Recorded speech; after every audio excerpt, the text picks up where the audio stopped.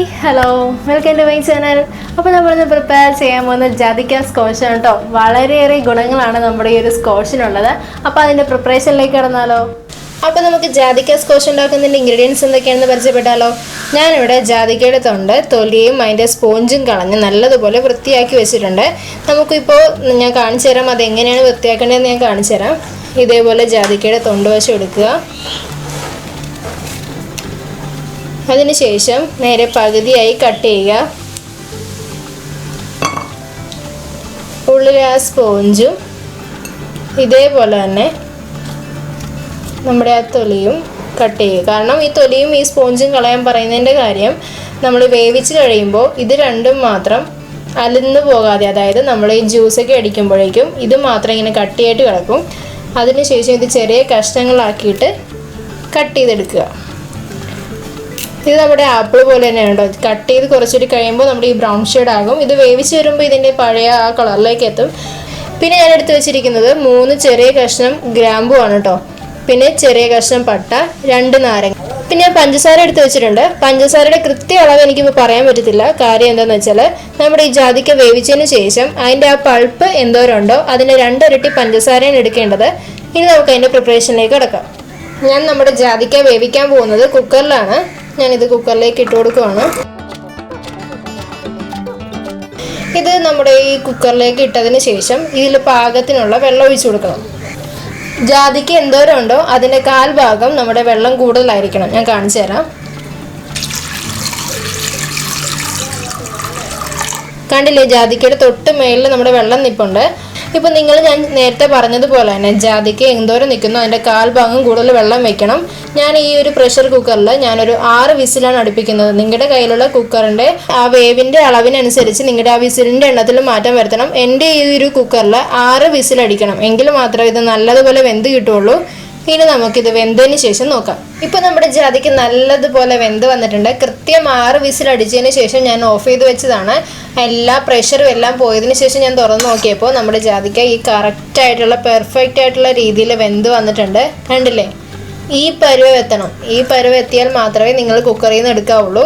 ഇനി ഈ വെള്ളവും ചേർത്ത് നമ്മുടെ മിക്സിയുടെ ജാറിലേക്ക് ഇട്ട് കൊടുക്കാം.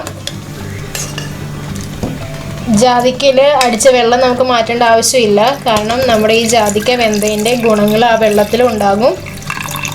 ഇതെല്ലാം ചേർത്ത് നല്ലതുപോലെ നമുക്ക് മിക്സ് ചെയ്തെടുക്കണം. അപ്പോൾ ജാതിക്ക എല്ലാം ഞാൻ മിക്സിയുടെ ജാറിലിട്ട് കൊടുത്തിട്ടുണ്ട്. ഇത് നല്ലതുപോലെ ഫൈനായിട്ട് അരച്ചതിന് ശേഷം നോക്കാം. ഇപ്പോൾ ഞാൻ നല്ലതുപോലെ ഫൈനായിട്ട് അരച്ചെടുത്തിട്ടുണ്ട്. നിങ്ങൾക്ക് കണ്ടാൽ മനസ്സിലാവില്ല അല്ലേ. ഇത് നമുക്കൊന്ന് അരിച്ചെടുക്കണം. കാരണം ഇനി ഇടയ്ക്കെങ്ങാനും വല്ല ജാതിക്കയുടെ കഷ്ണങ്ങളുണ്ടെങ്കിൽ അത് അവോയ്ഡ് ചെയ്യാൻ വേണ്ടിയിട്ടാണ്. ഇനി നമുക്കിത് നന്നായിട്ട് അരിച്ചെടുക്കാം.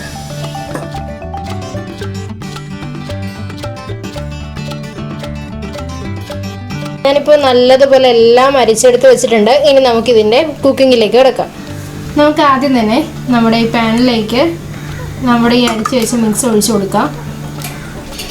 നമ്മുടെ പാനിലേക്ക് ഞാൻ ആ മിക്സ് ഒഴിച്ചു കൊടുത്തിട്ടുണ്ട്. ഇനി മീഡിയം ഫ്ലെയിമിലിട്ടിട്ട് നമുക്കിത് നല്ലതുപോലെ ഒന്ന് തിളപ്പിച്ചെടുക്കാം.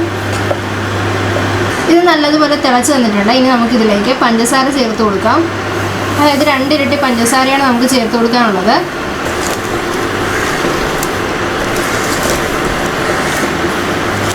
ഇനി ഇതിലേക്ക് നമുക്ക് ചേർത്ത് കൊടുക്കാനുള്ളത് നമ്മൾ എടുത്ത് വെച്ചിരുന്ന കറുവപ്പട്ടയും ഗ്രാമ്പും കൂടിയാണ്. അതുകൂടി ഇതിലേക്ക് ഇട്ട് കൊടുക്കാം. ഇത് നല്ലതുപോലെ മിക്സ് ചെയ്ത് കൊടുക്കാം. അപ്പോൾ അതേ കണ്ടില്ലേ, ഫസ്റ്റ് സ്റ്റെപ്പിലുള്ള നമ്മുടെ പഞ്ചസാര മെൽറ്റായി വന്നിട്ടുണ്ട്. ഇനി നമുക്ക് രണ്ടാമത്തെ സ്റ്റേജിലുള്ള പഞ്ചസാര കൂടി ഇതിലേക്ക് ചേർത്ത് കൊടുക്കാം.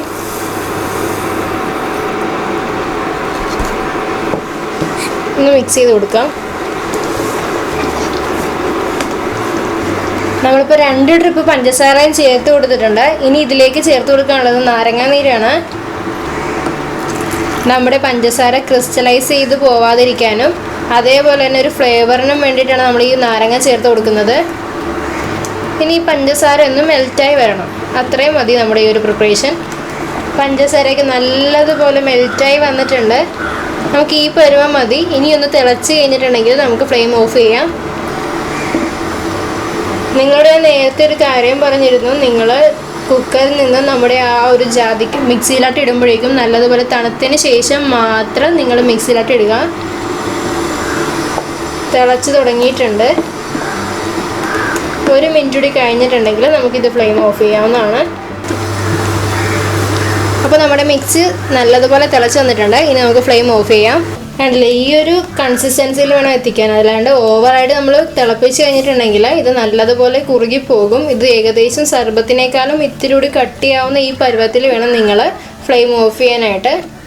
ഞാൻ പറഞ്ഞില്ലേ, പഞ്ചസാര മെൽറ്റ് ചെയ്ത് ഒരു 1 മിനിറ്റ് കൂടി ഒന്ന് നല്ലതുപോലെ തിളച്ചിട്ടുണ്ടെങ്കിൽ നമുക്ക് ഫ്ലെയിം ഓഫ് ചെയ്യാവുന്നതാണ്. അങ്ങനെ നമ്മുടെ ജാതിക്ക സ്കോഷ് റെഡി ആയിട്ടുണ്ട്. ഇത് തണുത്തതിന് ശേഷം മാത്രം നിങ്ങൾ കുപ്പിയിൽ ഒഴിച്ച് വെക്കുക. തണുത്തതിന് ശേഷം നമുക്ക് നോക്കാം. അപ്പോൾ നമ്മുടെ ജാതിക്ക സ്കോഷ് ഇവിടെ തണുത്ത് റെഡിയായി വന്നിട്ടുണ്ട്. കണ്ടില്ലേ, നല്ല കറക്റ്റായിട്ടുള്ള കൺസിസ്റ്റൻസി കിട്ടിയിട്ടുണ്ട്. ഞാൻ ഇത് എങ്ങനെയാണ് ഇതിൻ്റെ സ്കോഷ് നമ്മുടെ വെള്ളമായിട്ട് മിക്സ് ചെയ്യുന്നതെന്ന് കാണിച്ചു തരാം. ഇതിലേക്ക് 2 ടേബിൾ സ്പൂൺ നമ്മുടെ സ്കോഷ് ഒഴിച്ച് കൊടുക്കുക. ഇനി ഇതിലേക്ക് ആവശ്യത്തിന് വെള്ളവും കൂടി ഒഴിച്ചൊന്ന് മിക്സ് ചെയ്യുക.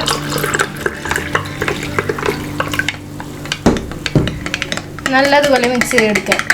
നമ്മളുടെ ഈ മിക്സ് നല്ലതുപോലെ 2 ഐസ് ക്യൂബ്സും കൂടി ചേർത്തിട്ട് മിക്സിയിലിട്ട് നല്ലതുപോലെ അടിച്ചെടുക്കണം. അതിനുശേഷം ഞാൻ കാണിച്ചു തരാം. ഞാൻ നല്ലതുപോലെ അടിച്ചെടുത്തിട്ടുണ്ട്. ഇനി ഞാൻ ഗ്ലാസ്സിലേക്ക് സെർവ് ചെയ്യാൻ പോവാണ്.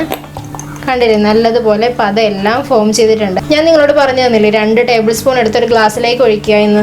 അത് നിങ്ങൾക്കൊരു കണക്ക് കിട്ടാൻ വേണ്ടിയിട്ടാണ്. നിങ്ങൾ ഡയറക്റ്റ് മിക്സിയിലിട്ട് ആഡ് ചെയ്തിട്ട് വെള്ളം ഒഴിച്ചാൽ മതിയാകും. അപ്പോൾ നിങ്ങൾക്ക് ഈ വീഡിയോ ഇഷ്ടമായോ? നിങ്ങൾക്ക് ഇഷ്ടമായെങ്കിൽ ലൈക്ക് ചെയ്യാനും ഷെയർ ചെയ്യാനും സബ്സ്ക്രൈബ് ചെയ്യാനും മറക്കില്ലല്ലോ. സബ്സ്ക്രൈബ് ചെയ്യുമ്പോൾ തൊട്ടടുത്തുള്ള ബെൽ ബട്ടൺ കൂടി പ്രസ് ചെയ്താൽ ഞാൻ അപ്ലോഡ് ചെയ്യുന്ന വീഡിയോസിൻ്റെ നോട്ടിഫിക്കേഷൻ കിട്ടും. ഇനി അടുത്ത റെസിപ്പിയുമായി കാണുന്നവരെ ബൈ ബൈ.